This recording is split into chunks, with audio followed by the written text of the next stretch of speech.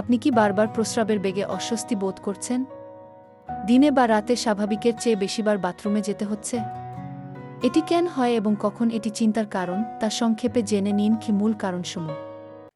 ১. অতিরিক্ত পানীয়। প্রচুর পানি পান করা ছাড়াও চা, কফি বা ক্যাফেইন জাতীয় পানীয় বেশি খেলে প্রস্রাব বেশি হয়। ২. ইনফেকশন। প্রস্রাবের নালীতে সংক্রমণ বা ইউজি হলে প্রস্রাবের বেগ বাড়ে এবং সাথে জ্বালাপোড়া থাকতে পারে। ৩. ডায়াবেটিস। ঘন ঘন প্রস্রাব হওয়া রক্তে সুগার বাড়ার একটি অন্যতম প্রধান লক্ষণ।